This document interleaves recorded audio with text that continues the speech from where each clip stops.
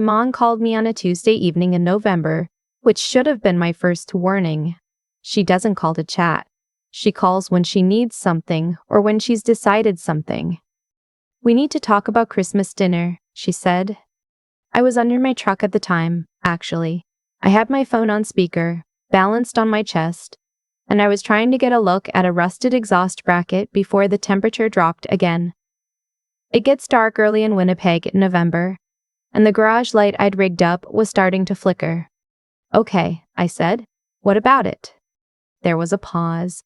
The kind of pause my mother uses when she's rehearsed what she's about to say, but is still deciding how to frame it. "Your brother is bringing Rebecca's family this year. Her parents are flying in from Vancouver. It's going to be a proper sit-down, you know. We want everything to feel polished." I waited.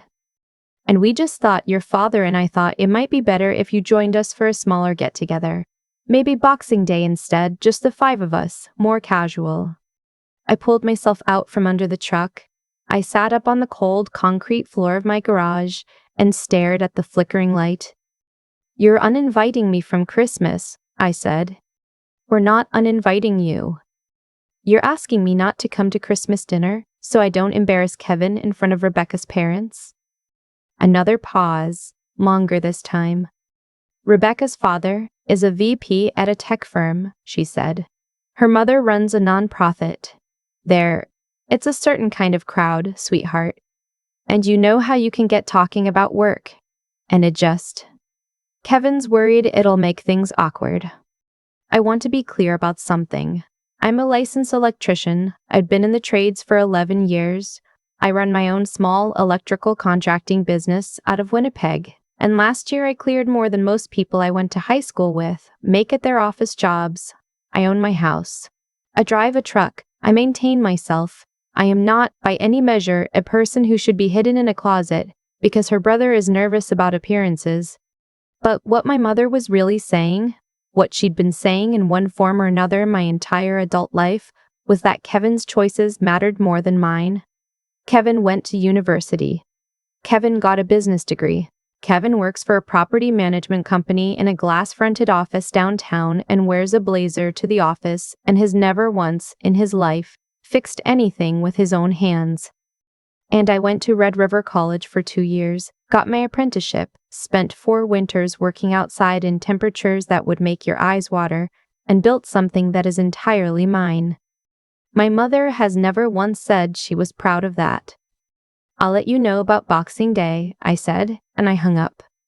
I sat in my garage for a while after that. My dog, Biscuit, a large, unhelpful yellow lab who believes his primary job is to be in the way, came and put his head in my lap.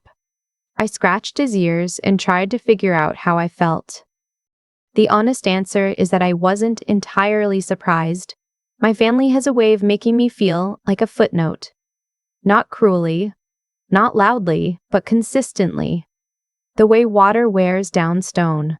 Kevin's promotions get announced at dinner. My business milestones get a, "That's nice, hon." Kevin's girlfriend, now fiancée, now wife-to-be, has been treated like royalty since the day he brought her home. I once brought a guy home for Sunday dinner, and my mother spent the whole meal asking him what he did for work, and then visibly losing interest when he said he was a plumber. We come from a family that respects degrees, that respects a certain kind of professional. My father spent 30 years as an accountant. My mother taught elementary school before she retired. They are good people who have decided, somewhere along the way, that the trades are something you do if university didn't work out.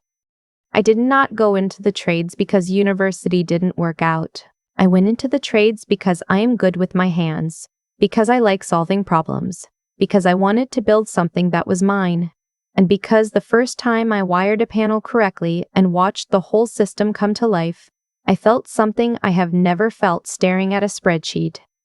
But try explaining that to a dinner table that believes a blazer equals worth. The week after my mother's call, I threw myself into work. I had a commercial job running, new build in St. James, electrical for a small medical clinic, and I had 2 of my guys on it, plus a subcontractor I'd been using for years. I like commercial work. It's complicated and it keeps me focused. And when I'm focused, I'm not thinking about my mother's careful pauses. My brother texted on the Thursday, a long, meandering text that started with, "Hey, so mom probably talked to you," and ended with, "I just want this to go smoothly. You know how these things can be." I read it twice and then put my phone face down on my desk and went back to reviewing my load calculations. I did not respond. I didn't know what to say that wasn't either a lie or a fight. And I was tired of performing for people who weren't going to see me clearly anyway. Rebecca texted 2 days later, "I should tell you about Rebecca, because she matters to this story. She and Kevin have been together for 4 years. She's warm, a little quiet, works in communications for a city arts organization. She brings me coffee when she comes over. She once asked me, genuinely, how residential wiring worked, and actually listened to the answer. She is not her parents, and she is not Kevin, and I have always liked her more than the situation probably allows." Her text said, "Zoe, I'm so sorry. I only found out last night. I didn't ask for this, and I don't agree with it. I want you there." I stared at that text for a long time. Then I called her, and she picked up on the second ring, and she sounded like she'd been crying. "My mom and Kevin talked," she said. "I wasn't part of that conversation. I would have told them no. My parents are not. I know they can seem like a lot, but they're not the kind of people who would care what your job is. That's not who they are." "It's fine," I told her, which was not true. "It's really not," she said, which was the most honest thing anyone in my family's orbit had said to me in weeks. We talked for about 20 minutes. She told me she'd gone to Kevin and he'd said the arrangements were already made and it would cause more attention to change things now. She told me she told him that was a terrible reason. She told me she was sorry, again, and I believed her. I told her I appreciated it and I meant that too, but I also told her that I wouldn't be coming for Boxing Day. I wasn't going to be the family member who got served the leftover version of Christmas, because the real one was for people who dressed better. She was quiet for a moment. Then she said, "I understand, but I'm going to tell my dad. He should know." I didn't yell. Really think about that conversation again for the next 10 days. I had work. I had biscuit. I had my friend Margot, who is a nurse and the most practical human being I have ever met, and who took me out for ramen on a Wednesday night and let me vent for an hour without once telling me to look at it from my mother's perspective. Margot is a gift. Christmas came. I worked the morning. There's always emergency call work during the holidays. Someone's furnace control panel or a tripped breaker on Christmas Eve. And I built up enough of a client base that I get the calls. I made good money that day, which felt like a small private joke I was telling myself. I went home, fed Biscuit a ridiculous Christmas dinner I'd ordered from a pet bakery downtown, and had my friends over in the evening. My friend group is a loose and loud collection of tradespeople and healthcare workers and one absolutely chaotic graphic designer named Tasha, and they filled my house with noise and food and card games, and it was genuinely a good night. I didn't think about my parents' house. I tried not to anyway. My mother called on December 27. I let it go to voicemail. The voicemail said they'd missed me and hoped I was doing well. And they'd love to see me for New Year's if I was free. Normal. Cheerful. As if the previous conversation had not happened. I called back 2 days later and said I was busy with work over New Year's, which was mostly true, and that was that. I thought it was over. That was the shape I thought this story had. A family that decided I wasn't the right fit for their curated Christmas. A holiday I spent better than I expected, and a slow fade back into the usual distance. Then Rebecca called me in January. "I have to tell you something," she said, "and I don't entirely know how you're going to take it." Her parents had been at Christmas dinner. Her father, whose name is Douglas, had asked at some point where Kevin's sister was. Kevin had said I was busy with work. Rebecca had said quietly that I hadn't been invited, and Douglas had put down his fork. He asked why.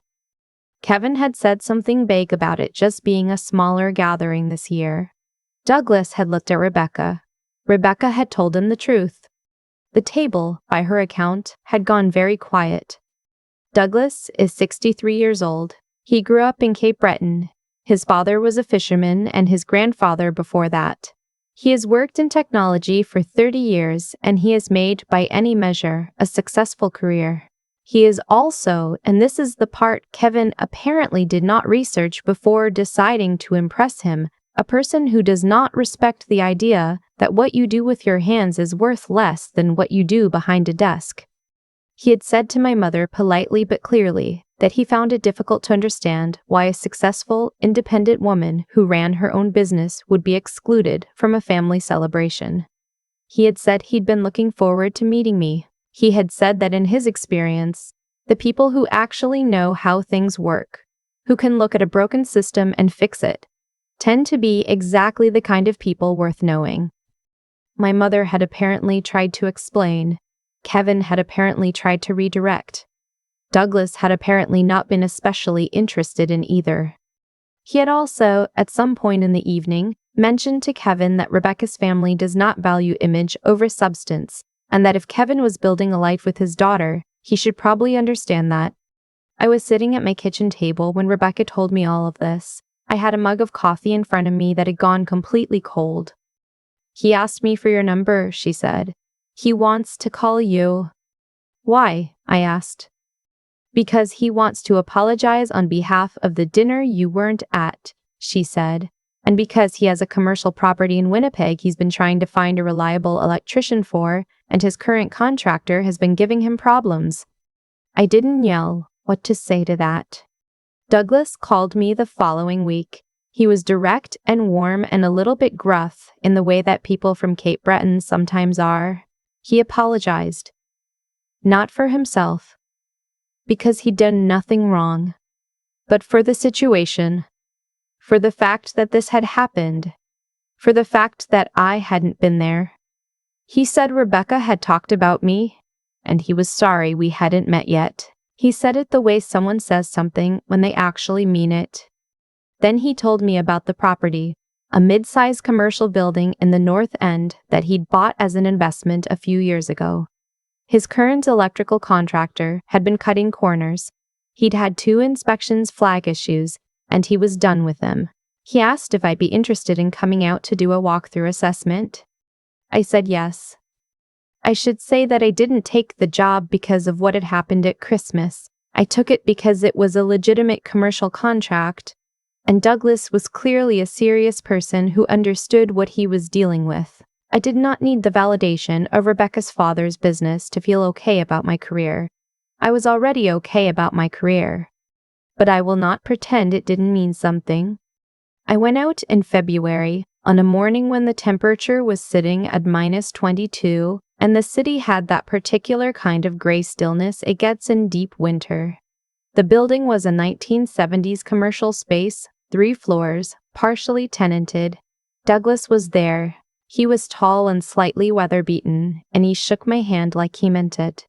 He walked me through the building himself and asked good questions and listened carefully to my answers. Partway through the walkthrough, he said, "Rebecca tells me your family gave you a hard time about what you do for work." "Something like that," I said. He made a sound that was not quite a laugh. "My son-in-law-to-be has a lot to learn," he said. "But that's between him and Rebecca, and I try to stay out of it." "That's probably wise," I said. "What I will say," he said, "is that the people I have respected most in my life have been the ones who can look at something broken and know how to make it right. Doesn't matter if it's a fishing boat or a data center or a building like this one." He gestured at the ceiling above us, where I'd already identified 2 junction boxes that hadn't been properly sealed. "That's a skill. It takes years to build, and most people can't do it." I nodded. I didn't know what else to do with that. "Your family should be proud of you," he said, simply, and then moved on to ask me about the panel in the utility room, and we went back to work. I got the contract. It's a good contract, remediation work first, then an ongoing service agreement for the building. It's the kind of work that leads to referrals. And Douglas, it turns out, knows a lot of people in Winnipeg's commercial property space. Kevin called me in March. I don't know what prompted it, Rebecca probably, or maybe just enough time passing that he felt the need to address it. He said he was sorry for how things had gone at Christmas. He said he'd been stressed about making a good impression, and he'd made a bad call. He said he hoped I understood. I told him I understood that he'd made a bad call. I told him I didn't understand why, after 35 years of knowing me, he'd decided that hiding me was the answer to being nervous. He didn't have a great response to that. I told him I loved him, because I do, in the complicated way you love someone who keeps finding new ways to underestimate you. I told him that if he wanted to have dinner sometime, just the two of us, I was open to it, but that I wasn't going to keep showing up to family events where I was tolerated as long as I stayed in the right lane. He said he'd think about it. I said okay. My parents called a few weeks after that. My mother did most of the talking. She said they'd had time to reflect and they were sorry I'd felt excluded, which is the kind of apology that isn't quite an apology. It centers the feeling rather than the action, puts the problem on my perception rather than their choice. I've heard that kind of apology before. I've learned not to expect a different one. I told my mother I appreciated her calling. I told her I wasn't angry. That was true. I'd moved past angry somewhere around February, somewhere in the middle of a walkthrough with a man who'd shaken my hand like I was someone worth knowing. What I didn't tell her, because it wasn't something I owed her, was that I'd started to understand something that winter. You can spend a long time trying to make the people who should love you unconditionally love you in the way you need. You can adjust and minimize and show up and try to be enough, or you can notice the people who show up for you without asking you to be different. Margot, who had sat across from me at a ramen place in November and let me talk without once making me feel small. Rebecca, who had called me to say she was sorry for something that wasn't her fault. Douglas, who had shaken my hand in a cold building in February and said, without preamble or agenda, that my family should be proud of me. My crew, 2 guys who have worked with me for years and who show up every morning and trust me to run a job right. Biscuit, obviously. Biscuit has never once made me feel like a footnote. I went to dinner with Kevin in April. We went to a Vietnamese place in the Exchange District that we've both liked since we were in our 20s. And we talked, really talked, the way siblings sometimes forget how to do. He said some things that surprised me. I said some things that I think surprised him. It wasn't resolved, because families don't resolve, but it was honest. And honest was more than I'd expected. At the end of dinner, he said, Rebecca's dad talks about you, you know. He mentioned your name to 2 of his colleagues. I shrugged. The work is good. I know, Kevin said. That's sort of the thing. I think he was starting to understand. Or trying to. I'll give him that much. My parents and I are in a careful place. We talk. We have dinner sometimes, and it's mostly fine. And there are moments where I catch my mother looking at me with something that might be pride if she let herself lean into it. She hasn't said it outright. Maybe she will someday. Maybe she won't someday. I'd stopped building my sense of worth around the waiting. I have a business I built from my own 2 hands. I have a contract that came from someone who looked at what I do and understood its value. I have a house in Winnipeg that I maintain myself, a truck that runs because I know how to keep it running, and a dog who greets me every evening like I am the most important person who has ever lived. That's enough. That's more than enough. And I didn't need a Christmas dinner to tell me so. I keep coming back to the image of Douglas putting his fork down at that Christmas table. I wasn't there to see it, but Rebecca described it clearly enough that I can picture it. The quiet before he spoke. The way a room shifts when someone decides to say the true thing instead of the polite thing. What strikes me, looking back, is how much of my life I spent trying to earn a seat at a table that had already decided what I was worth. I adjusted. I minimized. I showed up to dinners where my work was tolerated as a conversation topic, the way bad weather is tolerated, acknowledged briefly, then moved past. And I kept going back, because that's what you do with family, and because some part of me believed that if I was patient enough, or successful enough, or visible enough, the assessment would change. It didn't change because I waited. It changed, to whatever degree it has, because of consequences that had nothing to do with my patience. Kevin made a choice that had a cost he didn't anticipate. He decided that managing appearances mattered more than treating his sister with basic dignity, and the person he was trying to impress turned out to be someone who saw things differently. That's not luck. That's the straightforward result of how people actually are, playing out in real time. The version of events Kevin had constructed, where hiding me was a reasonable trade-off for a smoother dinner, collapsed the moment it met someone whose values didn't support it. I think about what it takes to be Douglas at that table, to be 63 years old, successful by any measure, and still have the clarity to put your fork down and say, "This isn't right." That kind of integrity doesn't arrive fully formed. It comes from years of knowing what you stand for, of building a life on something solid enough that you don't need to perform for the room. He wasn't trying to make a point. He was just being consistent with who he already was. That's the thing I've been trying to grow into, quietly, for most of my adult life. Not reputation. I've always been less interested in what people think I am than in what I'm actually capable of. But that deeper consistency, the kind where your values and your choices line up even when it's inconvenient, even when it would be easier to let something go. I'm still learning that. I think most people are. And then there's the part that required the most from me, honestly, the decision not to be consumed by it. I was angry after my mother's call. Genuinely, deeply angry. The kind that sits in your chest while you're trying to sleep. But I had work the next morning, and a crew depending on me to run a job right, and a contract that needed my full attention, and Biscuit, who needed his dinner, regardless of how my family had made me feel. I got up, and I did those things, not because I was over it, but because I understood that my life couldn't wait for my family to understand me.